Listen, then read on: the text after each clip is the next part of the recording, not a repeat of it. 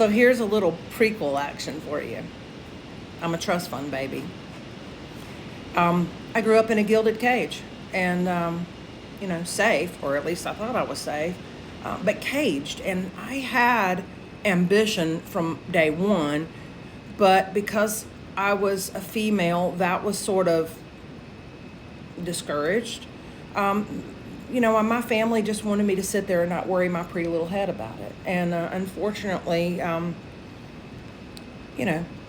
pretty little head kept churning and churning. But as time stretched out, I realized, other people were going through normal life things, learning how to pay rent, going to college, doing all these things, right? They got married, they learned how to buy a house. They were learning how to function in the world, and I spent all of my time trying to be around people that didn't care what my parents said. And so,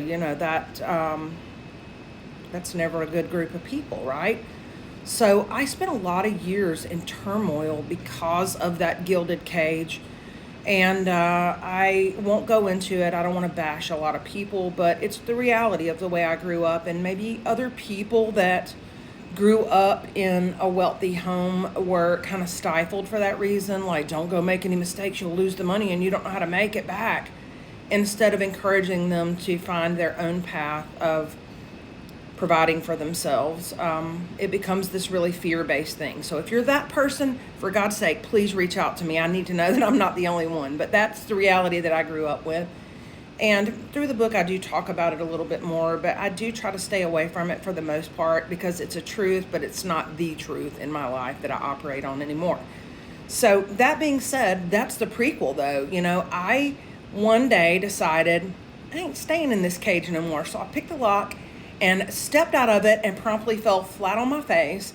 Did a lot of little rinky-dink things that were rinky-dink because I didn't know how to put together something of quality and value. I knew how to identify it, but I didn't know how to create it. And so I spent a lot of time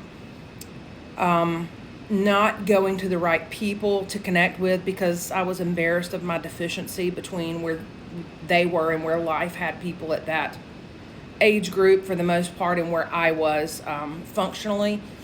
And what I realized through all that is all of that school of hard knocks taught me how to live. And I'm grateful for that time. And but for that reason, I'm a late bloomer. And that is why my channel is called The Late Bloomer because, I don't know everything, but I think I've figured it out. And I've done so without becoming bitter. And I've done so still keeping a spark alive on the inside of me. So look, if you can identify with that, let me know. But that's the prequel to the book.